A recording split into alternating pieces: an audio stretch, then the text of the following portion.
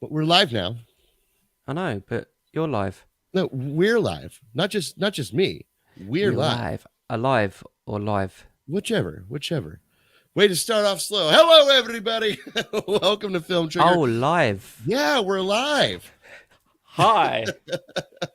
30 minutes we 30 minutes we've been sitting here chatting, and he decides to start changing his colors like as we go live. Hi. Anyway, Ramon, how are you, buddy? I'm good, mate. How you doing? I'm good. I'm ready to talk about Seven. Seven is, well, number one, I do want to say this is the first installment of a segment I'm calling Movies We Love, because there's movies we love. Now, Seven is the first one that we wanted to talk about. And why did we want to talk about Seven? Because the Batman gets released next week on streaming. And obviously the Batman has a cool parallel with the Seven, which if you watch Seven, you will, and you have seen the Batman, you will totally recognize what that parallel is. But definitely Matt Reeves took some inspiration from Seven, and it's very heavily influenced into the Batman. So in this review, Ramon, I do want to, as we kind of discuss our thoughts and feelings on the movie, I do want to kind of revert it back to the Batman a little bit and see if what we can draw from, see not just stylistically what the inspirations were for the Batman based off Seven, but maybe some deeper cuts, if we can think of any, that make these two movies similar. So, but before we get started, I got a brand new intro for our brand new segment called Movies We Love. You guys ready to start it?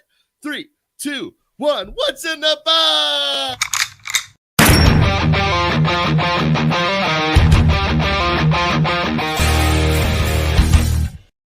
That's right.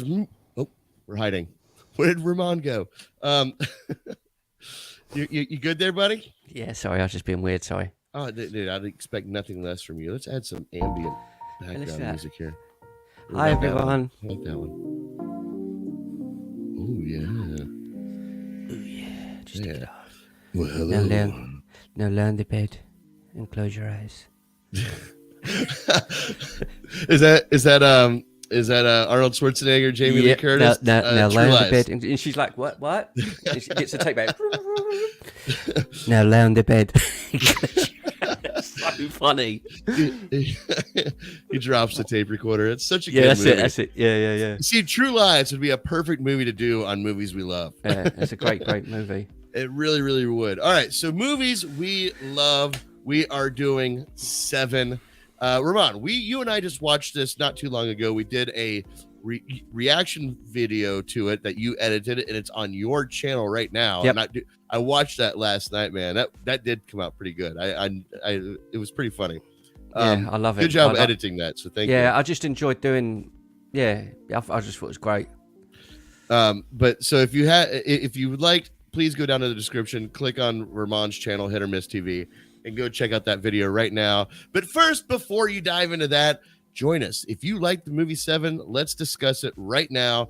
The comments section is open, so please make your comments, ask us questions, give us your opinions. If you're listening to us in podcast form, if you're driving and you can't quite type or anything, hey, you know what? We'll help you out. Give us a call live right now, 740-527-3447. And yeah, let's discuss this. What the hell are you doing? Oh, are you laughing? No, I'm acting out your things when you're talking. I'm mimicking it. You're saying call me, and I'm like, is that what that is? Okay, yeah. That's what that is. Okay, all right. But anyway, yeah, you can give us a call live or just join us in the comment section. So Ramon, let's jump off right up the cuff here. Overall, what were your thoughts of Seven? I know you had revisited this movie for the first time in a long time. 20 years. Yeah, I didn't realize that. I didn't realize that it had been that long since you've seen this movie. Because like me, I've watched this movie at least once every other week, every other year. Once every other week, yeah, just every other year. Yeah. You know, it's always been on my regular rotation of movies to watch. So 20-year break from seeing this movie, you watched it and had a fairly genuine reaction to it. But give us overall, what's your thoughts of this movie? It's a much better movie than I remember it being. When it first came out, because I'd seen quite a lot of movies that are into like, you know, the whole vibe of like serial killers and all that sort of stuff in the Yeah. 80s and 90s. I kind of see that one. I saw Seven last, so I'd seen like The Silence of the Lambs, Manhunter, all those kind of movies. Henry, Portrait of a Serial Killer, that's got the guy who plays Yondu in Guardians of the Galaxy. That's another one. That's a really good one. Henry, Portrait of a Serial Killer. So Seven came out, and I was kind of like, oh yeah, it's cool, but it just, maybe it was the whole vibe of it being so dark and everything. And then when we've rewatched it like now, all I could remember was the sloth scene, which everyone remembers because it was, it's like an iconic cinema scene. So Absolutely. I remember that scene and obviously what's in the box, but I don't really remember the rest of the movie. When we watched it again, I really, really like it. I think it's a very good film.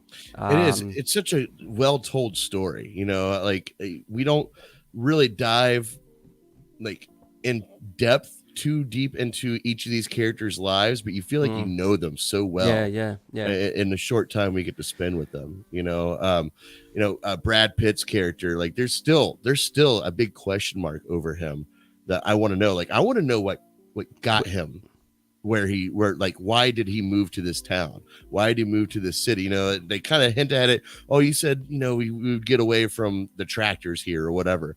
Or maybe he just wanted to move to a big city, but I feel like there's a story to be told of why he decided to move to this city. And that's up for interpretation. We can guess whatever we want there. Now, as I said, we did watch this movie because of the Batman. It's what inspired us to give this a revisit and just kind of give it a parallel. What are your overall thoughts on the Batman and its inspiration of Seven? Is it as heavily influenced as you thought, or is it like, do you think it's light? Yeah massively. It's incredible.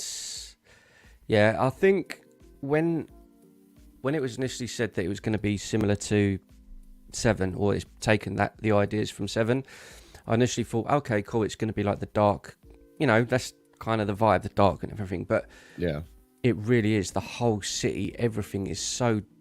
I think when we was even watching it, I don't know if it was in the video, that it actually felt like that. When you're watching Seven, it felt like it was in Gotham, even though it wasn't. It actually felt like Gotham, but you said it was in the day, and it really did. It just felt so moody. Everything's so like gritty and down to earth, and nothing's clean, and just everyone's kind of suffering. It feels in the whole entire movie. Just people, the public, everyone's just so.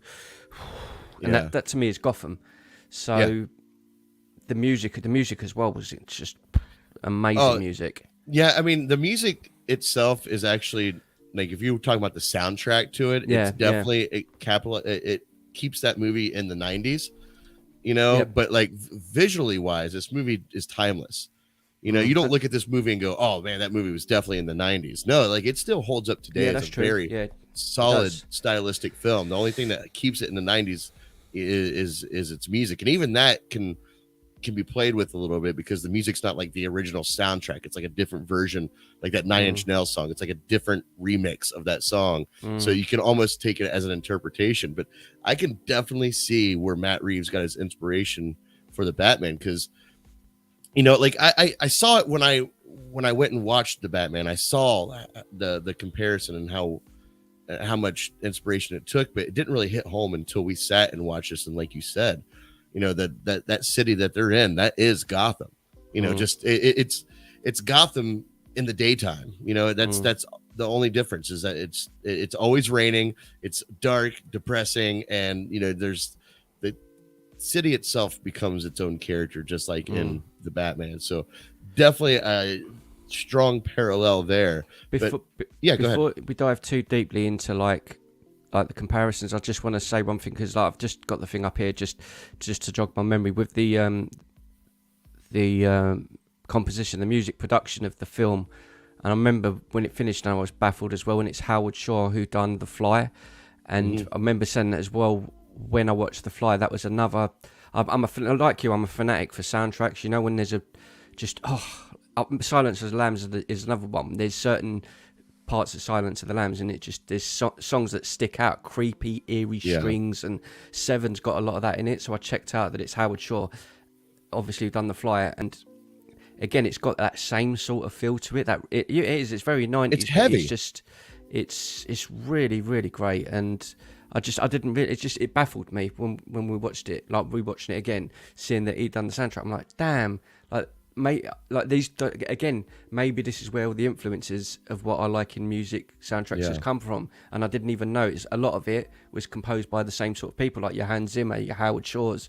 Like I just influenced in movies that I didn't even know when I was younger. But Howard, just fantastic. Howard Shore, like The Fly, is another one. It's almost very similar to this to Seven in the sense of like how heavy it is, the heaviness that is, and that's a movie that's also like very small setting. The movie mostly takes place in Seth Brundle's apartment. Oh, he's so great.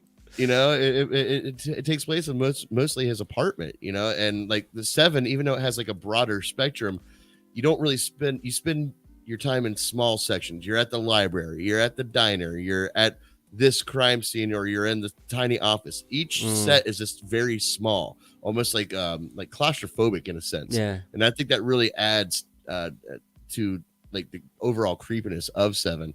And that also goes back to the comparison of The Fly. The Fly also small settings. Maybe that's something we really need to pay attention to when it comes to horror movies. Putting people in that trap situation, that kind of claustrophobic situation, is to add a stylistic unease to a movie. Yeah, but I think that's kind of what I think makes a great horror thriller, because when you look at all the classics, Exorcist is just in a house. It's just one house. Even movies, sci-fi movies like Predator, it's in a jungle. It's a vast space, but it still feels very claustrophobic because you're with 6 people the whole movie. It doesn't go anywhere else. You're just with that group of people. So Alien is another one. Every one of the movies that I love, claustrophobia, I think that's what it is, because you feel trapped. And Seven is a prime example of that. When you was talking about like the comparisons to Batman, and it just popped into my head, the very beginning of Seven, it goes into the first case, the first murder, and right. I think it was. Is it Greed? I think is the first one. Is it Greed? The big guy? Is that? No, Greed? That's Gluttony. Sorry, Gluttony. Right. And that's making, when we're saying about the comparisons, think back to the very first scene where Batman and Commissioner are together looking at the scene. It's that whole. It's the same vibe. It's the same. Very, very dimly, darkly lit. Walking around very mysteriously, and everything's like it takes small its time. Setting.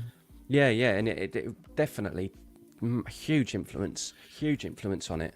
Yeah, the Batman comes out on streaming next week. Actually, a day earlier than we thought. We thought it came out on Tuesday. It comes out on Monday, and I've only seen it one time. And if anybody's watched my reviews or watched any of our talks about it live, I'm very mixed about the movie, and I think the movie was shot well. Again, I'm speaking of the Batman right now. I thought the movie was shot very well, and it told a great story. But I was so distracted by recognizing so many different other elements that weren't original. They took a whole bunch of unoriginal concepts and somehow turned it into a new product, and that's how I felt about it. So I've been really eager to watch the Batman again, in a with taking that lens off, and seeing it for what it is, as the movie it is, and try to put those other things on mute for a moment. And I'm very curious to actually pay attention this time and see if how big is that movie in the grand scheme of its scope. Does it kind of stick to the Seven, the Fly, and have that smaller scale, that claustrophobic setting, to add that that kind of uneasiness that is not on the nose. It's something an uncomfortableness that you don't quite recognize, that the stylistic choice that the director uses to make you feel uneasy. I'm very curious. I don't know, or maybe Ramon, maybe you do remember, like you said, you pointed out in that first scene, it mirrored when they found their first victim. Remember there were certain parts of it that I'm like you, I didn't love it. I didn't get the same. It's a completely, obviously, for those that have not seen it, it's not the same vibe as you got with Justice League or the Nolan. It's completely different from those movies. It's really nothing like those movies, which it's not really a bad thing, but I don't know if it I don't know if I come up like again like many. I don't know if you feel the same, but Batman is like one of my favourite comic book characters of all time. He's just fucking incredible. I don't have that feeling with this movie where I've come away like I'm excited to watch it again, but I'm not buzzing to watch it again. Right. Whereas when I finished watching, say, Batman vs Superman Ultimate Edition or the Zack Snyder's 4-hour movie, I finished that. I should have been exhausted, tired. I went and made a drink and started watching it again. That's stupid. But I was because I was so excited. I don't feel that with this movie. I might do watching it again. I just recall the very, very opening sequence with. Are we doing? So we're going through spoilers and all that anyway, right? Or not? I mean, yeah, you can. I mean, Batman's been out for a while, but this is also I want you to try to bring it back to 7 as well. Yeah. The one thing I remember first of all was the opening sequence with Riddler, and it scared the heck out of me, and it gave me the same sort of dread and eeriness that 7 did all the way through, because I was hoping Batman would have been a bit more like that scary, because he was just standing at the back of the Riddler in the apartment, and I thought it was a flipping statue at first, and then he just started moving, and it freaked me out. Yeah. And I was like, when we was watching 7 again, all the way through it, again, I'm sitting in that same feeling of something's going to happen, I was just waiting for that jump or that. Well, I mean, in that light, Ramon, like, how in the Batman, the Riddler was standing in the shadows at the beginning. You could take that same concept and add it to John Doe. In 7, and where he is always around. They have that moment where he's the photographer, and Brad Pitt's That's character. So good. Brad Pitt's character runs into him. He's like, I'm sorry. Like but you don't find out till later in the movie that was John Doe. I know my rights. Right. Exactly. It's clever. That was another thing that was done so very clever, because even when you're watching it, like for me, it felt like I kind of remembered that, but I didn't. And it was so cleverly done, that scene, because no one really would have picked up, because that's the sort of thing you see in all cop kind of movies. You see the journalists getting in the way and get out of the way. But to sort of get that drop halfway through, look, there's a photo of that guy who that's him. That's like, oh my God, dude, you were right next to him. Like, yep. You were there. That's creepy, mate. That's the great thing that 7 does. It really builds these characters. Again, you don't spend too much time on each one character or the other, but you feel like you know these characters so well by the end of the movie. I mean, Kevin Spacey as John Doe doesn't even show up until, like, physically show up, like where you see his face, until the third act of the movie. Yeah. But his essence is surrounded by the entire film, or he surrounds the entire film. His presence is you're always aware of his presence in that movie, and you get to learn more about him, like as they're reading his journals or his message that he's trying to send with the crimes that he's committing. Like you kind of understand, hey, this guy's fucked up and he sees the world in a very dark way, and there's almost like a sympathetic vibe to him. Like you want to like, dude, this guy needs help. Yeah. And I think that's one thing they try to do with the Riddler and the Batman. They try to make him a sympathetic character, somebody that you felt sorry for, when he gave his speech about being an orphan and what have you. But yeah, 7 did such a good job setting up these characters and having them so well that by the end of them, when you get that major impact, that's exactly what it is. It hits you in the gut, oh my God. Well, we'll get to the ending here in a little bit. I think another thing I liked about it is Gwyneth Paltrow, even though she's not in it a lot, but she was a lot more memorable than I remember. That scene between her and Morgan Freeman in the diner or whatever is such an outstanding scene, where she's talking about having a baby, and Morgan Freeman, he's telling the story about how he was going to have a kid and they didn't keep the kid and that. And he's like, if you decide to keep it, you love that baby. Like, and she burst out crying. I was like, yo. Like, that's what I'm talking about. Yeah. It was a beautiful, beautiful scene. Like, that felt so kind of, it just felt like two people talking. It felt real. It didn't feel scripted. And it obviously it is because it's a movie, but I'm saying it felt very natural the way that scene took place. And again, I was saying all the way through it how much I love Morgan Freeman. Like, he's just phenomenal. He's phenomenal. I mean, those scenes like that, they give this, they add such an organic, Yeah. development into this movie. And that's a prime example of what I'm talking about. That scene that you brought up, where they're sitting at the diner, and Morgan Freeman, reveals that, well, him and his ex-wife had an abortion. That's it. They Yeah. decided to get rid of it. Like, now you've learned something about this guy that just adds to Morgan Freeman's character. Mm. And this is a guy, he's almost in a sense a very dark version of Danny Glover's character in Lethal Weapon. Like, he's getting too old for this shit. He's ready to retire in a few days, and he doesn't want to deal with this big case. He doesn't want this new rookie to deal with this case. He's not ready for it. Like, it's like, you feel bad for him too, because as soon as I try to get out, they reel me back in, and that's exactly what's happening with him in this movie. Yeah, and he's also on top of that having to deal with this very arrogant, ignorant, spirited, but as I said, just he leaps without looking character that Brad Pitt plays, and it's such an odd couple, which is a classic.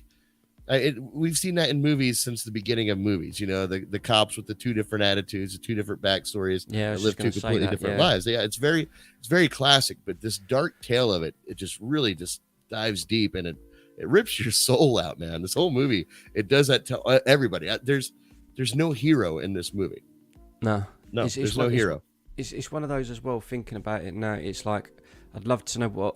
I wouldn't want a sequel, but I would love to know what happened to Brad Pitt's character after it, because it ends on such a sledgehammer over the head for the character. Sledgehammer. You're like... But I think, again, that's another reason, watching it again now, it's another reason I think I like it more, because back then in the 90s, like, sequels, you had sequels, but not like you do now. It's like any movie that's made, it's like, Morbius is out, it didn't do well, but they'll make a sequel. It's like just the norm now. Whereas back then, movies truly had to be like a massive, massive success. Like Lethal Weapon come out, the buddy cop thing, that was massive. So it finally got a sequel. Now it's just the everyday thing. I'm glad that this didn't, because it stands on its own 2 feet as a classic. But at the same time, like, now I've seen it again, I'm sitting there like, I wonder what did happen. You want to know? Him. Like, but that's a good thing. That's what movies should do. The movies don't answer the questions. They present the question and leave you to answer it. Now, I'm glad you brought that up, because there's one thing that, like, when I was rewatching our reaction. Thank you. I was like, review our reaction that's on your channel right now. There was something that I caught when we watched it, but I didn't really dive deeper into it in my head until I watched our reaction. And that's at the very end of the movie, when John Doe says, "Become vengeance." And when he said, when he says, "Become vengeance," and like, I said it like, "Oh yeah, vengeance," like in the Batman. Because I believe earlier when we were watching it, I said, would it be crazy if that newspaper said vengeance on it? Just to add more, footing to like how much inspiration was taken of this movie. But then I started thinking, wait, what happens to Brad Pitt's character? Did Seven unintentionally set up for him to like almost be a Batman in that universe? Not. It's a good point. You know what I mean? Like, did he just go through the same detrimental bullshit that Bruce Wayne had to go through, but as an adult instead of a child? And so, yeah, but at the same time, it also sets up the mindset of Matt Reeves. He's saying he had the ideas from that. How do you know that he didn't watch that, seen the thing become vengeance, him to take that to make I Am Vengeance his thing and use that character's I think that's exactly what happened. It's a good point. That's it works. It does work. It works. But it also sets up the question that question to go the other way of, well, now that we'll never get a sequel to Seven, nor do I really want one, but it really leaves that door open to sit there and think, could Brad Pitt's character actually turn into almost like a Batman sort of character for that world, for that world that feels like Gotham, that world that might need a vengeance to come down and put his might down. I don't know. It's just something that popped in my head, and the more I think about it, like, obviously, no, that's not what would happen with that character in a realistic setting, but it's really, it made me really respect the fact that these two movies are now tied. That the Batman and Seven are now tied together through inspiration, because now like my thoughts of what happened to these characters kind of merged together a little bit. I could compare this character to that character, just like comparing the relationship between Brad Pitt and Morgan Freeman to the Batman and Commissioner Gordon. Their duality that they had, working with each other, trying to solve these cases together. It's very similar. And it's there's only one real. I mean, I know we'll get into the things of what we like and dislike, but genuinely, I've been thinking about this a lot. It's a surprising one. I think was it like 2.5 hours the movie or something? The only thing I don't like about it is I don't think it's long enough, and I know that's a bizarre thing to say. But you're talking about Seven, right? Yeah, but because there's 7 sins, the only thing is it could have easily been another hour, because it could have, you know what I'm saying? It could have spread out, taken a bit more time, and I had to find it, and I would have been all right with that. It's one of the again, seeing it again now, I would have just enjoyed watching more of Brad Pitt and Morgan Freeman on screen. I just really enjoyed their camaraderie and their dynamic. Like you say, they're so very different. It's like you say, like Morgan Freeman is the beat down version of the younger guy who's fresh off the block. I'm ready to go. Let's just we need to get out there. What are we doing sitting in here? Whereas Morgan Freeman's looking at him like, I've seen it all, kid. I've done it. That's what I love about it. I tell you what, a total missed. I wouldn't say it's a missed opportunity, but in the world that we live in now, where we're getting, streaming series and things like that on all the streaming platforms, I would love to see almost a prequel of John Doe. No, do you know what I would? Rather than that, I would rather see a sequel. I'd rather see what happens and have Brad Pitt as he is now, his age now, Morgan Freeman is his age now, and just do what do they call them?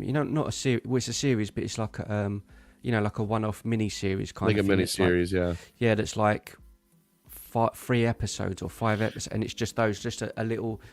I just think it would be cool, and just to see where they're at now. Because all right, let's present that question. Where are these two characters today? If we're just going to talk about Brad Pitt's character and Morgan Freeman's character, where are these two characters today?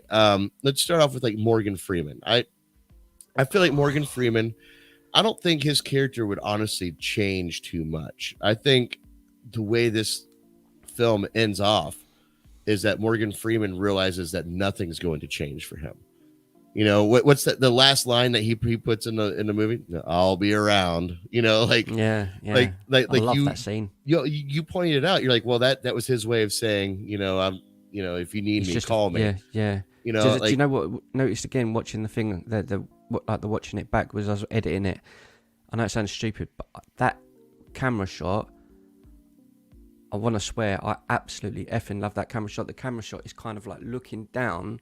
It's all rain in the background, and it's like the side of his face, and he's got a stick or a cigarette, and he's like, I'll be around. Yeah. And just turns and walks. But the actual camera, it's just so cool.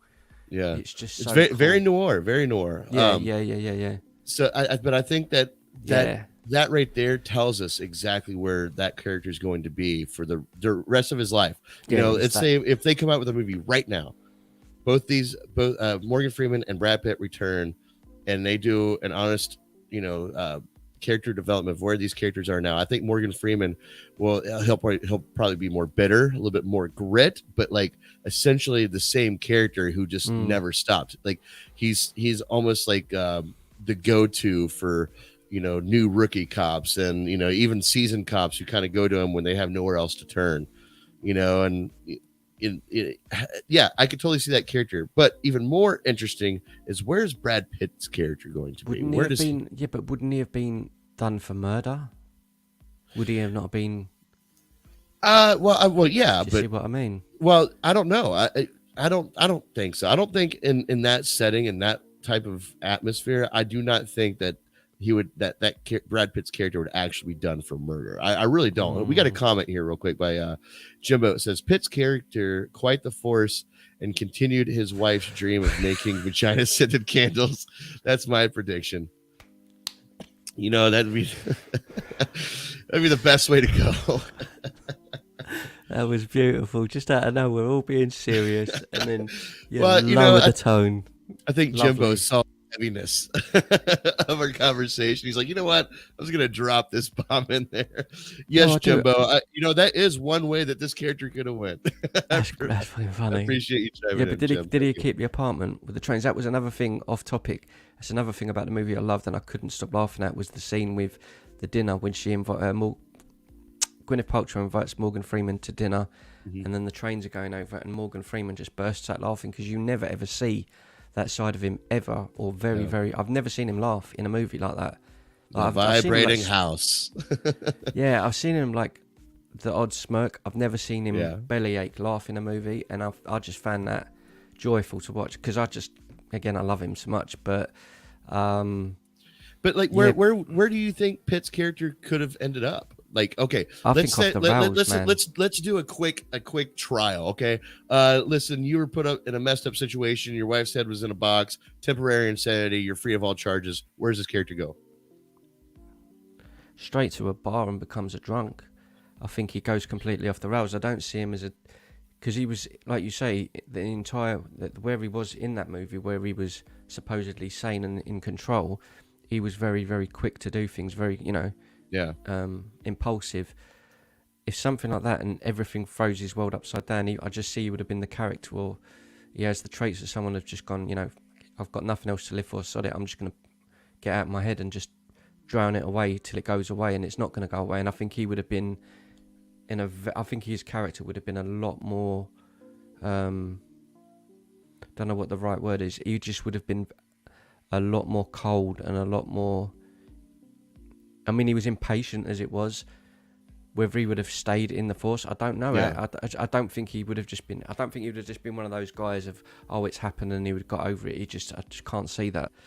Well, I don't think he would have gotten over it either, but I do. No. I like I said earlier, and listen, I'm going to make it very clear right now.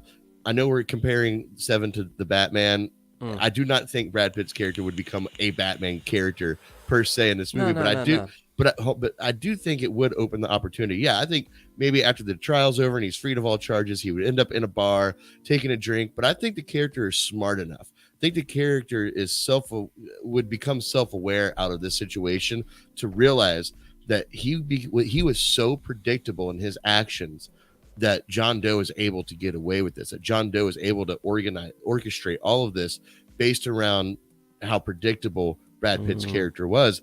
And I think he would take that and use that to almost become a vigilante sort of hero wannabe. I could see where that could come into play. I'm not like Batman, but he would almost turn into a criminal himself, taking out criminals. I could definitely see why Matt Reeves cherry picked this as a Batman story. I could totally see it. And I might be diving a little off the rails. I might be diving a little too deep trying to make this comparison, but I do think that, or maybe I have more hope. I'm more hope that that's what would happen to this character, because I don't want this character I wouldn't want to see him just die slowly, in the gutter, at the bottom of a bottle. I wouldn't want to see, that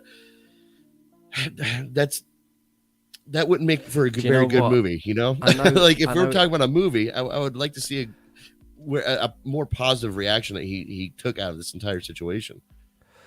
The only way I would want the story to go, if it was to continue, say there was to make a series, like we're talking like a mini series or whatever, a limited series as Netflix calls it, and they do like a one-off, I would want a copycat killer of John Doe, and that's it.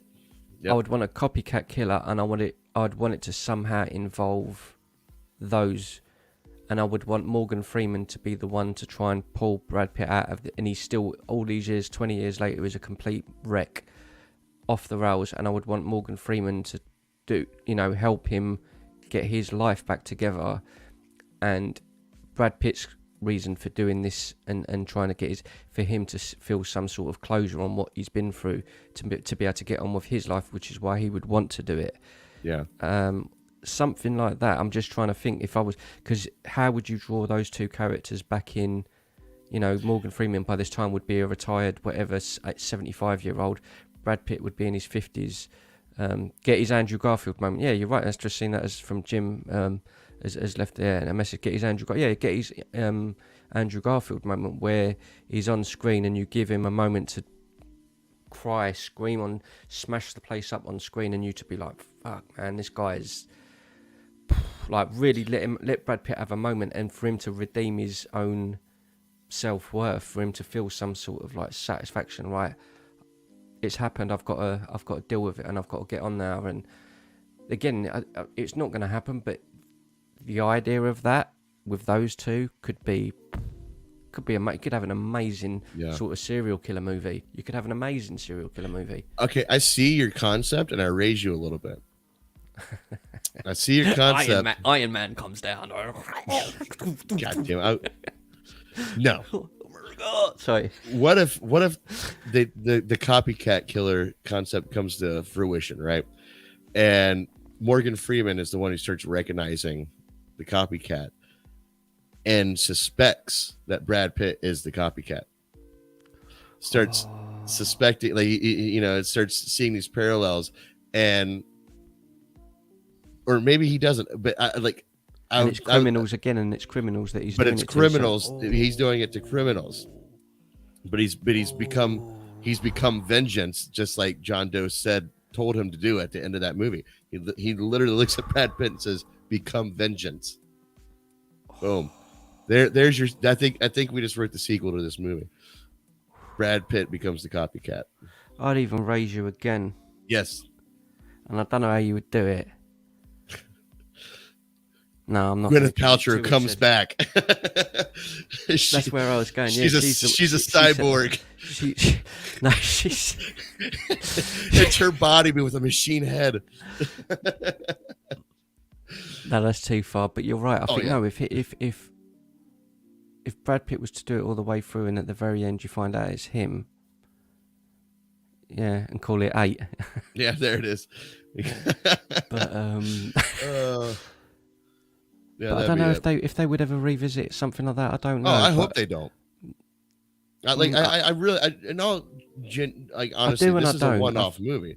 Yeah, I mean, again, if there was like a short, limited thing for 2-3 hours or whatever overall, I'd be kind of down with it just to see it as a gritty. If they did it the same vibe, the same sort of just raw, just gutter vibe to it, then I would definitely watch another one after watching that. Again, because I'd really would want to know what happened to his characters, but at the same time, like you say, it's a good thing as well not to have that, because it's always left the door open to what happened. Right. And it's an interesting thing. We have a viewer that watches some of our live streams. I'm not going to give his last name, but his first name is Keith. And Keith, if you happen to be watching, Keith illustrates comic books. Okay. And he actually came out to one of my events this past Sunday and was like showing me this new comic book he's working on. A very amazing talent. And Keith, if you're watching this, I would love to see you take our concept of this 7 sequel and turn it into a comic book form where Brad Pitt becomes the copycat, the John Doe copycat killer, the 7 copycat killer, and Morgan Freeman in his elder years has to chase him down. I would love to see that. No, but I would have them working on a case together to try and solve in other words, Morgan Freeman grabs him and pulls him out of this hellhole that he's in of alcohol, drugs, whatever he's doing. Look, I'm trying to help you. You can help me do this case. And they go along doing it. And it's not till the very, very end Morgan Freeman realizes that it's him. And Brad Pitt is kind of explodes, and it shows that he's completely lost his way. Brad Pitt is in the box. No, but it comes to his final sin was suicide. I guess. Yeah, no, but it literally comes to a face-off where Morgan Freeman's got to kill him, and that would be hard to watch. Like that would be like, but yeah, it would. Again, I don't know if I'd want them to do it, but it's a very, very good story. Like, not what we're saying, I'm saying, but overall, the whole thing is left it open for us to even create that. It's left it open for us to sit here and go, oh, wow, what if? Right. Like Marvel, like what again? What if? That's the magic of this. That's the magic of Mm. Seven being a one-off movie, is Mm. the fact that it, as I said before, it doesn't answer the questions. It leaves bigger questions for us to sit here and do exactly what we're doing, come up Mm. with our own story, come up with our own ideas of where these characters could be, and we're not wrong in any way that we want this to go. If Pitt's character, like Jimbo said, comes back and and continues his wife's dream of making vagina scented candles, then boom, there you go, there you have it. That's the future that Jimbo has set out for himself, um, and that's what makes standalone movies great. There's so many movies that their sequels ruin a great movie. Yeah, that's true. And it's because of that. It's because something's left up to interpretation. But I do say that, but at the same time, I think that's true to an extent, because I think it is very possible to actually revisit a standalone movie years down the road. I think there's a certain time where you can bring a sequel back. And I don't know, maybe Seven could be that one. What do you think, Jimbo? Since you're active down in the comments, like, all seriousness, do you think they could pull a sequel off to this movie in current times and pull it off? For anybody who's watching, I kind of just look at it the same way as the only other. There's been movies like this in the past where you can go, oh, I've left the door open, but straight away it's a completely different style of movie.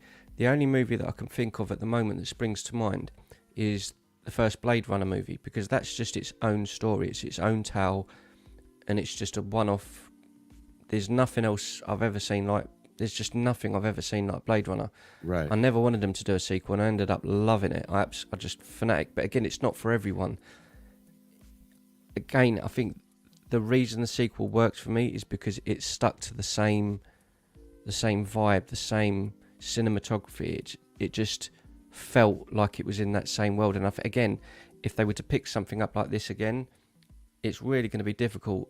Unless, I don't know, I just think it'd be very difficult to get that, the tone and just the grittiness, everything right. It's so difficult, I think, to get that right. Well, Jimbo did bring up a fact here, and obviously I haven't fact checked it or anything, but he says, fun fact, the movie Solace was originally planned and developed as a sequel to the 1995 thriller film Seven, but the idea was eventually scrapped and Solace was completed as a standalone film. Now, I've never seen Solace. Have you seen Solace, Ramon? I'm just looking it up to see if I have. 2015 movie. Oh, no, I haven't then. No. Yeah, Jimbo, if you could, out, give us a little snippet of what Solace is about. And do you think... It says here, Solace isn't our Silence of the Lambs sequel in which Hopkins gets to reprise... Silence of the Lambs sequel. Wait, but he comes pretty close to in a murder mystery. It's basically a murder mystery stroke crime. I'm going to check that out, to be honest. It sounds... But did you say it was a Silence of the Lambs sequel? No. It says Solace isn't a Silence of the Lambs sequel. Isn't. But it's got similar sort of tones and vibes. So again, that sort of says Seven, then it is that same. So yeah, I'll have to check that out, man. Well, at least in tone. Maybe I'm not sure. Maybe it was supposed to be a Silence of the Lambs sequel instead of a Seven sequel. I don't know. But yeah, we'll definitely have to check that out. But I do think when you come out with sequels nowadays, or not nowadays, but like this, when you have this much time in between, that sequel is 100% fan service. You know what I mean? At least they should be.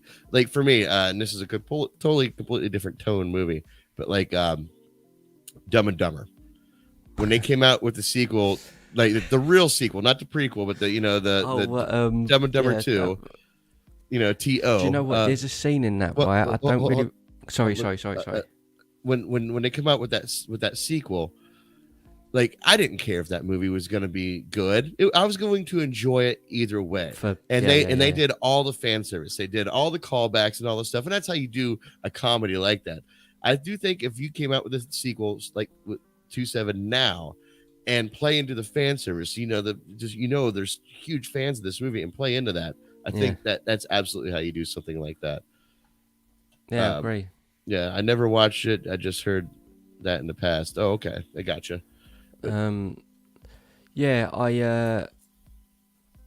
I was just going to say, with what was you just saying? Oh, right, Dumb and Dumber 2, right? Yeah, yeah, oh yeah. I remember what, if you remember the movie or not. I don't even Thanks, remember what was said. I just remember Jim Carrey knocking on the door at the start, and an Asian woman answers the door, and he does something seriously offensive. And do you remember what I'm talking about? Like, and I swear vaguely. I swear it's like an Asian woman. And Well, it's Harry's parents. right, but he does something that's highly insensitive towards Asian. I don't know what, I can't remember what. I can't remember what it is. Yeah. I just remember watching it and bellyache laughing like, bro, you didn't. It's, again, my sort of comedy. You know, the stuff that goes too far. And I remember bellyache laughing. I thought, wow, that's Jim Carrey on fire. That's him going for it. But like you say, I think it's difficult. I don't know. I really don't know. With this, is it worth? I don't think they would revisit it. Oh no, no, absolutely not. I mean, Jimbo says right here, he says, but I like what you guys are brainstorming. It's a better idea than most of the greenlit things in Hollywood nowadays. You know, hey Jimbo, you know, I never really told Ramon about this, but Jimbo and I, we've done some short film projects together. Oh, cool. And Jimbo and I were actually coming up with an idea of almost like a Night of the Living Dead, not prequel or sequel, but actually a movie that is parallel with the original movie, but it's somebody else's perspective in a different end of town. Anyway, Jimbo, hit me up sometime. Let's continue talking about that. We had a good thing rolling there.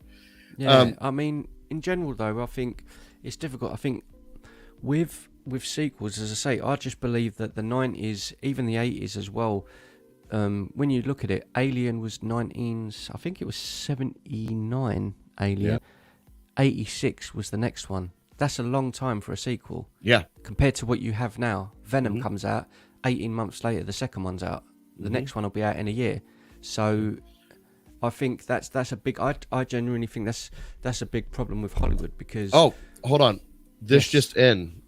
Morbius 2 has already been out in theaters and also bombed. Wow. I just saw that from Variety. Thank you. You're a piss take, man.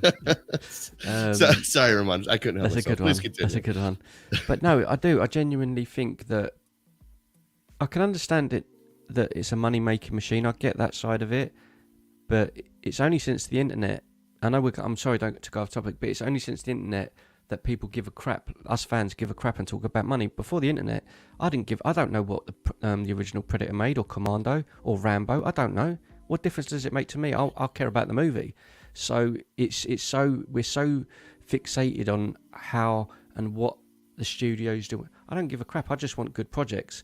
And I think by far and large, they just churn stuff out, whether it's good or bad, because they just know it'll make money. I can understand that from a business point of view, but as a fan, I'd rather just have again. Look at Avatar. It's nearly been 10 years or something, man. I think it's too long that he's left it, James Cameron, for Avatar 2. But I know he will come up with the goods, bro. I know he'll come up with the goods because he's a great director and he's had his time, and he does. I'm doing it when I want to do it, and it will be how I want. And I think he'll make another great movie. I just do. I think he will. Well, the irony of that is that you made that comparison to Alien and Aliens, and James Cameron is the one who did Aliens. You know, how mad is that? You know what I mean? Like, yeah.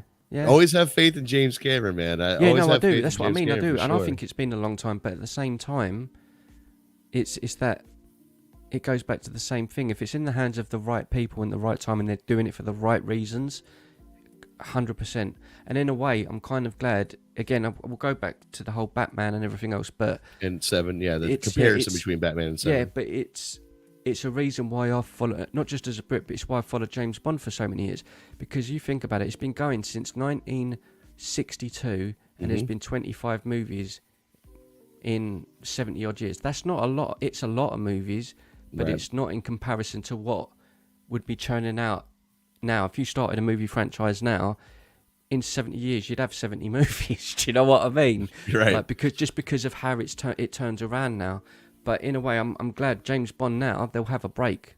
They'll have another 2, 3, 4 year break. They ain't going to just you know, and I think that's another reason they do well, because they take those long breaks. Well, you brought up a good point, actually, that I wouldn't mind diving into a little bit deeper. Yep. And that is, you say, well, because of the internet, now we all have like knowledge of, what the movie budget is. And now we all have an opinion on it. And we weren't like that growing up. We just knew we wanted good movies, and that's all we cared about. Yep. But at the same time, when we did grow up, who did we have? Who did we have feeding us our critic information? We had Siskel and Ebert. We had people like this that did have that movie knowledge, and they did discuss things like that, and that was their job. Now, much like anything else, the future has opened up the future, air quotes, the internet rather, has opened up the world to now we're all privy to this knowledge, and now we're doing well. Let me be careful with my words here before they get back thrown into my face, but now we all have the opportunity to become our own versions of Siskel and Ebert, become our own movie critics, and we have the knowledge to do so through the internet. It's not necessarily that the internet ruined, like our experience with movies, but now that we know what goes into them, we can look at a movie and go, that movie's bullshit. And trust me, there is plenty of bullshit, just pulp culture films that were just constantly being pumped out in the 80s and 90s and 70s also. They just didn't do very well at the box office, got brushed under the rug, or came out to VO, or not VOD, but straight VHS. straight to VHS. VHS, yep. Right, it went straight to video, and that's where those movies went. But now because of the internet, we're all very aware of what goes into them, and I wish and I hope, and there's always faith, it's our job, it's our duty to hold these studios accountable in a respectful sort of way, but like, just like I've been talking on and on about Everything Everywhere All at Once, that movie needs attention. It needs to be in theaters. It needs to be successful. It deserves to be successful. Here's something that's just made me laugh, right? Check this. This is what I'm saying. I know there's room for inflation and stuff like that in cinema in the world and everything. This is just hard for my brain to comprehend. Seven cost $33 million, right? I go, that's kind of like, for a crime thriller, that kind of about right. Made 327 million, which is cool. That's more than what it did. Batman cost 185 million. Mm-hmm. Like, what? And it's made 742. Like, that's hard for my brain to comprehend with a movie, because 33 million still, I don't know. I know you use visuals and everything else, but again, Seven, you could make a movie like Seven now for around the same price, because that movie it wasn't about. That depends on who you have in the movie. No, but you know what I mean. It doesn't. All right, 60, 70 million. It still doesn't need to be. It wouldn't be 185 million for a thing, because it's just Morgan Freeman, Brad Pitt, and John Doe. I mean, he was big at the time, but he weren't like. What? No, he wasn't big at the time. That was Kevin Spacey's like breakthrough role in cinema. Yeah. He was more famous for stage acting, but that was his breakthrough role in cinema. Well, I think he did a couple of movies before that got a lot of attention, but they didn't have the success that Seven did, and put him in that, what do they call it? That stardom situation. But at the same time, listen, I don't want to dive into the numbers too much, but like, when you have Brad Pitt was the hot one. He was the big ticket seller at the moment, and Morgan Freeman right up there, just coming off the cuffs of Shawshank Redemption, of it being like such a cult classic. It was starting to blow up around that same time. Brad Pitt had already been way successful. He was like just coming out, like his I think this was the first movie his hair was short, because he did that slew of movies with the long hair. Obviously, Interview with the Vampire, Thelma and Louise. Well, that was a little earlier, but yeah. What was the one where I see another one of them as well? Legend of the Fall came out. California was another one, wasn't it? With a K, California. I don't recognize that. Yeah, one. And he played a serial killer. I forgot. I was really young. That was one of his really, really early ones. That was a good movie. Right. So he's coming off the tail end of Legends of the Fall, and it's a great movie. And Interview with the Vampire, and all these great movies. So like so you got that $34 million budget. A lot of that's going to Brad Pitt, and a lot of that's going to Morgan Freeman. You know what I Yeah, mean? yeah. It really is. So like, but the Batman, the reason why the Batman, I mean, you think of a movie like that, you would say 100. What did you say it was? 185. 185. I mean, you got to understand. There's there, even though it's very subtle, there are visual effects in that film. Oh yeah, yeah, yeah. You know, just the And the knocking on the door. what? Oh yeah, I've never. Knocking on the door. Oh yeah, that's in my review. I've never, or no, it's my first reaction. I've never seen Batman knock on so many doors before. That's one of the worst parts of the movie, whether it was intentional or not, just to be funny. I wouldn't call it lazy, but it could have just done anything. He could have just gone through the ceiling on one time. One of them he knocked on the door, and the other time he went round the back as himself and snuck in. Like, just mix it up a little bit. Like, well, I think it's one of those running bit situations. You know, I think it was supposed to be like, okay, Batman just knocked on the fucking door, and even the characters in the movie had that same reaction. Like, vengeance is knocking on her fucking door. Just that phrase coming out of my mouth sounds scary as hell. Vengeance is knocking on your fucking door, man. No, I'll leave it. I was going to be. All right. Jimbo says, kind of off topic, but Seven, kind of off topic of Seven, but Ramon made me think of it. A lot of Blumhouse movies have really low budget these days, and the profit is a shit ton. Well, yeah, but what's low budget these days? You know, let's Invisible Man would be a prime one to look up. You know, what was the budget for Invisible Man? Do you know what, mate? I'll have a look now. Do you know what? Let me just praise that a second, right? I didn't want to watch that. I would have said it on the channel, but for anyone who's not, seen the video, when that was announced, I absolutely brutally slagged it off because do you remember the one in the 80s with is it Chevy Chase? It was Chevy Chase. Yeah, well, that's Chevy Chase. Well, there's a couple different versions. Yeah, that was the comedian so when version. Exactly. So when they go, we're making an Invisible Man movie, I'm thinking, here we go again. I'm thinking, like that. Hollow Man's a great movie with Kevin Bacon, but I didn't realise that this was going to be thriller horror. How much did you say? 7 million. Invisible Man cost 7 million. I just read that, but you told me Invisible Man cost $7 million and Seven cost $34 million. Yeah. How the hell did that happen? Because Invisible Man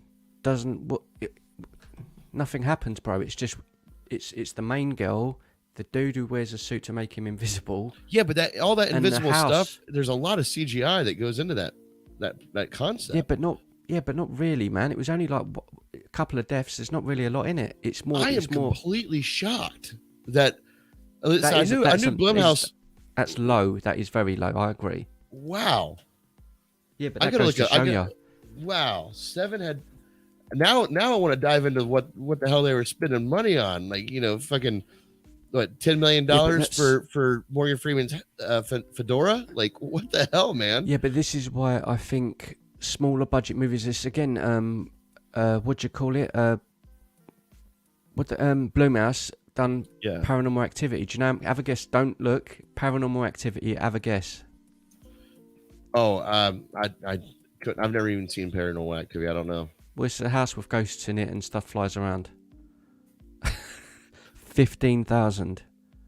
Well, yeah, but you can do that with practical. But having an invisible man, it made and like when he's like grabbing people's faces and you see their face contort, that's not practical effects. No, I mean, but he made 193 million. It's crazy, isn't it? Yeah. Yeah, so but this to me, this goes wow. back to the same thing of what I'm kind of stressing out all the time. If a story is good and the storytelling is great, it doesn't matter if you've got 10 million, 100 million. That to me is just irrelevant. It just doesn't matter. Paranormal Activity scared the living out of me the first time I saw that. Headphones on in the dark. It was pretty much like what we're doing now. I had my headphones on, all the lights were out. It terrified me because it was good. It was well made. I know we're kind of going off of what we're speaking about, but I think that's what it goes back to. These movies like Seven, The Batman I thought was okay, but I think it comes down to the writers and the story that gets told. I did love the Riddler. I loved the Riddler. I loved Penguin. I thought he was probably the standout in the movie, to be honest. Colin Farrell, I thought he was bloody outstanding. I thought he was amazing. He was amazing. I'm just gonna venture to say that the reason for Seven's $33 million budget has to do with three key aspects, and that's Morgan Freeman, Brad Pitt, and David Gwyneth Fincher. That and that's Gwyneth what at the was she time. was she Yeah, really random. Yeah, that mid that night. That popular at was. the time? Yeah, that's when she started blowing up, man. She was big over here at that time as well. Okay, then we'll throw Gwyneth in there and Yeah, her vagina scented candles. Like yeah. that is why that movie was that expensive. It was just for the actors It's yeah, alone. yeah, of course. I'm completely shocked about Invisible Man only being $7 million. Like I thought Yeah, but then I thought it was gonna be like the same, like around $30 million, and that no, still would have been but impressive. the reason being the cast of that um Invisible Man, a lot of the people that were in that are in stuff like a lot of TV type movies and TV Yeah. series. The guy who played the Invisible Man, I'm sure he was in is it the House of Haunted Hill or the Hill? Yeah, it is. The Haunting of Bly Manor and the Haunting of Hill House, which are on Yeah, Netflix, which are outstanding. So it's I haven't seen the Blind Manor, but I've seen the first one. oh, The yeah, first one was incredible. the fella that directs all of those is just Mike Flanagan, his name, absolute legend, man. He makes some great stuff. But yeah, as I say, I think that's, again, like you say, the cast of it, all from that sort of ilk of like the Netflix movies, the Netflix series. Yeah. People like those faces, have known those faces. They make a movie with them. Everyone knows them already. Oh, they were in that one. They were in that one. I know these people. So that was genius on their part for the team behind The Invisible Man. And I thought it was a bloody good film. Really good movie. Again, I expected it to be a comedy, so I weren't interested. So it was like it came on and everyone was hyping it up, and I thought, all right, I'll sit down and watch it. And I was like, oh, this is serious. It's not a comedy. And it actually creeped me out a little bit. I thought it was a really good film. Really good film. So do you think we'll get another movie like Seven? Will we get another movie like Seven? Yeah. I mean, the closest we've had, I guess, is the Batman. I would like more. After watching it, it's a bit of a disappointment, isn't it? When you look at cinema, not like slagging off everything, but it is a bit disappointing and frustrating because it's not like we can sit here now and go, right, are we gonna get like a cop type dark tone thriller this year that's gonna be really on the edge of your seat? I hope we get more like that at some point. I'd love something like that again. And I'm sure there are. You know, I'm sure there's some that's not coming immediately to our mind that was impactful. What about like, isn't that Gone Girl? Gone Girl. Yeah, that was a good film. Is that also David Fincher? Yeah, I think so. That was Affleck, wasn't it? That was a good movie, really good movie. But it has that same impact, that same like dreadful impact to it. You know, I thought that was a really good movie. Yeah, yeah. We don't get enough movies like that. That's what I mean. You're right. We don't get enough movies because they're the movies like they're just fucking good films, and you end up going back to them again. And I will watch Seven again now I've seen it again. It's kind of been on my mind a lot. I haven't really forgotten about it, so it's been on my mind even now. So when I see it sort of jump up again, I'll be like, you know what, I'm going to sit down and watch it again, which I never would have done before. It's actually kind of funny because like next time that we watch the Batman, you're probably going to watch it to see its comparison to Seven a little bit more, and I'm going to watch it trying to forget its comparison to Seven a little bit more. You and I would go into it a little bit more. Also, Jimbo, I know you joined us a little late, but if you haven't yet, on Ramon's channel right now, Hit or Miss TV, the link to that is in the description below.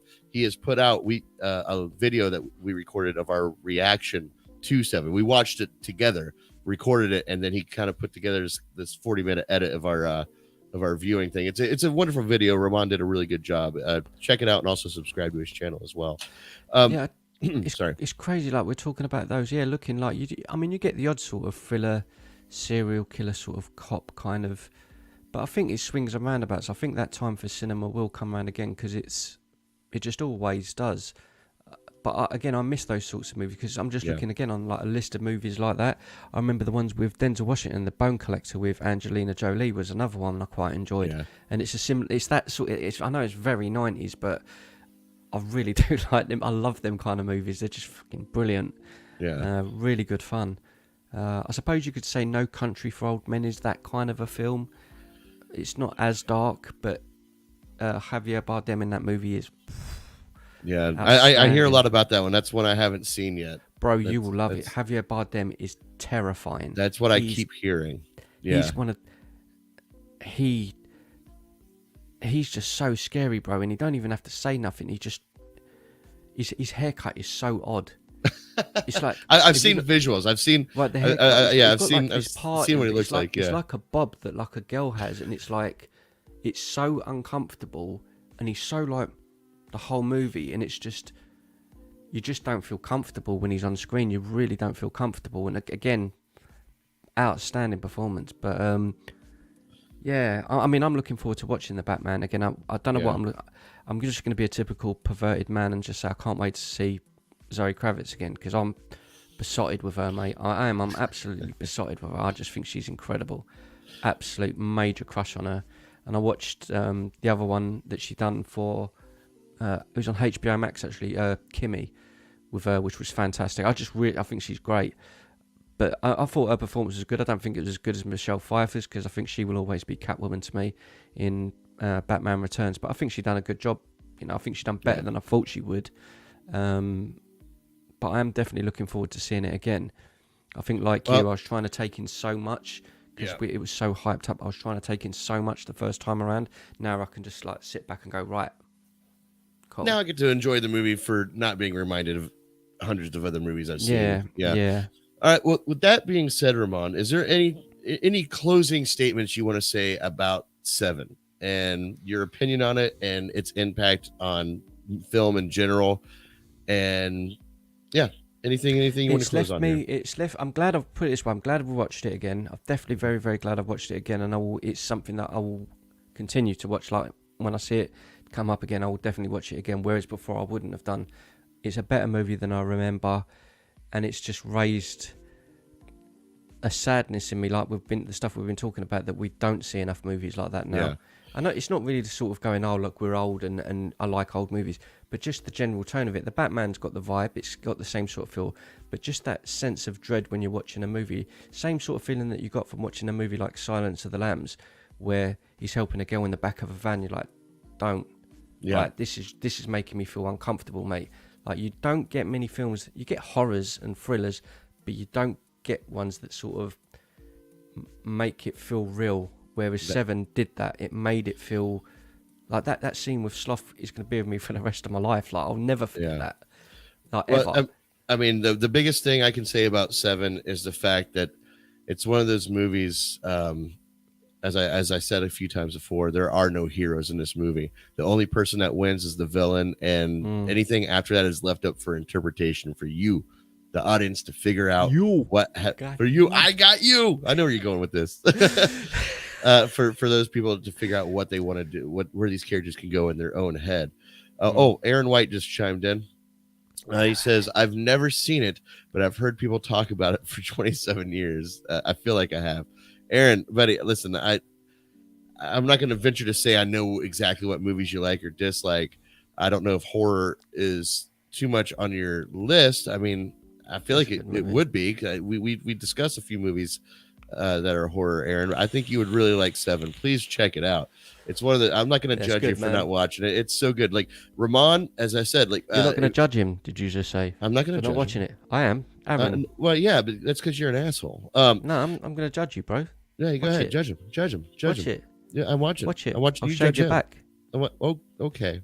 Judge Judy. All right, but Aaron, if you want to see our reaction to it, that video is on Ramon's channel right now. But I will say this: there's one thing that's that I really enjoyed about watching this movie, and I would really like to get your take on it, Aaron. Also, because of this, since you've never seen it, how fortunate are you to actually go through that experience of watching this movie for the first time? But when I watched it with Ramon, it was the first time Ramon had watched Seven in almost 20 years. He had forgotten it, and we watched it together, obviously streaming, but like seeing his reaction to certain moments. Like it was incredible. Like I thought he was faking it sometimes, but he wasn't. And you can see those reactions if you go to Ramon's channel, Hit or Miss TV, and watch our reaction to Seven. That video's on his channel. And if you like, there's moments like I don't know. We should put a counter up. How many times you went, oh fuck. Oh shit. Like he was completely Yeah, genuine. probably. Yeah, I can't. Do you know what it is as well? People that are watching this, I urge you, and I mean this genuinely,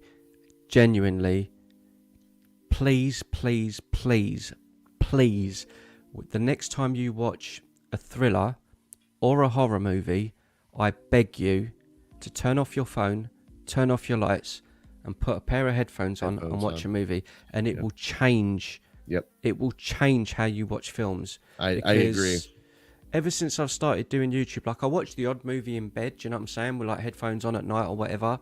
But because I'm doing reactions 3 or 4 times a week, especially with horror movies, watching it alone in the dark with headphones, like you don't miss a trick. There's no distractions. There's not a phone. There's not like you hear something over here, like someone talking, and I'm like, I never heard that before, or it's just you don't miss anything. And and especially movies like Seven, that's your reactions are genuine because it's just you feel more what's the word where you feel more immersed into the situation. Well done. Because I had that reaction when we watched the video, and I believe that made it into your final edit of your cut.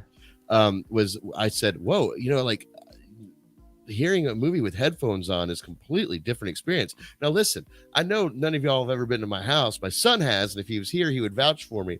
But I have one hell of a sound system. I have full surround sound out in my living room, which is incredible for like horror movies or like superhero movies. But when you have like an intimate movie like Seven, intimate, and you have your headphones on, you pick up all these subtle nuances that you never even noticed before. Like when they're sitting in a restaurant, you can hear all the dishes clanking in the background, and you hear the murmuring of people which you could hear in a regular sound system, but it's just not the same. You don't feel like the same. But when you have headphones on, it's like you're sitting in the booth next to them at this restaurant.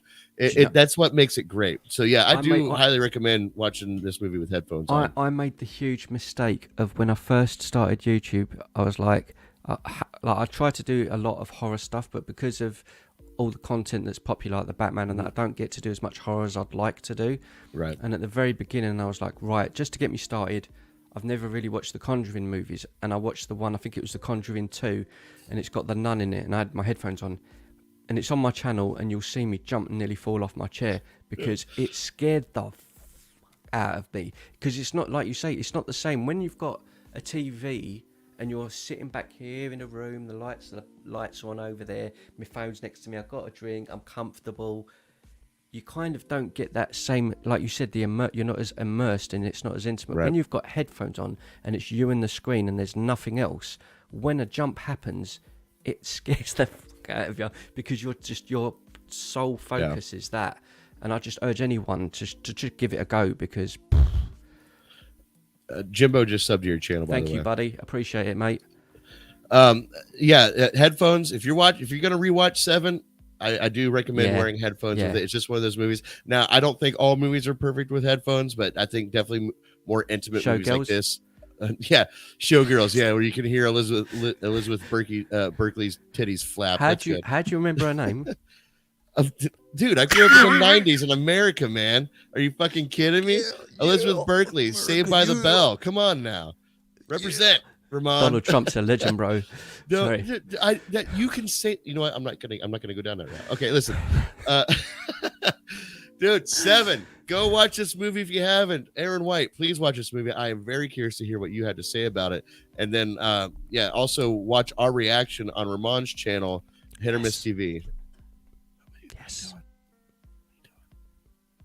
was just getting a bit closer to see you. Oh, well, hello. Hold on. Let's see. Jimbo says, I'm not judging the 2 movies you just mentioned, but Seven is on a whole different level. What 2 movies is he talking about? Showgirls. Oh, maybe. Yeah. I don't know. That's all right. Classic. It's a cult classic for a reason.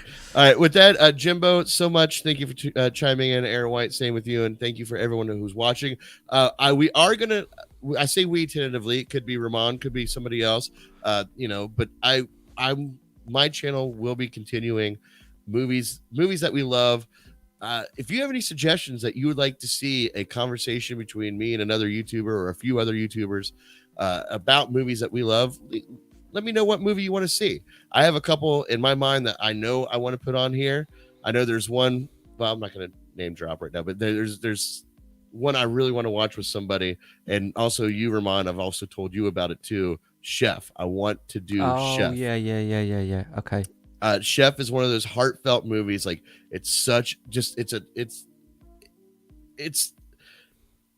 great. It's written and directed and starring Jon Favreau, and it even has like all of some of his movie buddies that come in. Robert Downey Jr.'s in there. Scarlett Johansson's in the movie. Like it's such a fun, unique. I wouldn't even call it unique. Just a heartfelt movie about somebody's journey and growth. But that's one that I want to do. That Aaron mentioned. Kiss a Girl, Along Came a Spider. Okay, yeah. In the same vein. Wonderful stuff. I love all that stuff. Yeah. You're right. You're right, Jimbo. They don't really. Yeah, 7 is on a different level, but Kiss the Girls, Along Came a Spider definitely fall into that same realm. Now, Ramon, is it the one that you talked about also have Morgan Freeman? No. Denzel Washington, The Bone Collector. Oh, that was Denzel Washington. But do you know what it is? I know it's a 90s film, but even just saying those, I forgot about Kiss the Girls and Along Came a Spider. Yeah. I really flipping miss movies like this, Mm-hmm. Like even if we just had like one this year. I know you can say The Batman, but I mean, right. Just a crime sort of thriller. What's going on? Oh, there's a killer out there somewhere. Like just a creepy. I'd love something like that. Yeah, I'm in the mood for something fresh like that. You know what I mean? Hold on, there's one movie. I'm not. Well, you know what? I'm not going to look into it right now. But so I was looking up "Kiss the Girl." It's not the movie I thought it was. All right. With that being said, I'm going to end this broadcast right now. Ramon, thank you so much for joining me. Ramon's been on my channel a lot lately, and he needs a break. He does. He's such a busy guy, always missing out content. I appreciate Ramon you taking the time and effort to join. All good, man. All good on this channel. Also, everyone head to his channel, Hit or Miss TV, in the description below. Check out his content. Very fun stuff. He's a very wild animal. And I'm sorry, I'm just saying a lot of words trying to get to the screen that I need to get to. All right. With that being said, everybody, thank you so much for watching and stay trigger happy, my friends. Peace.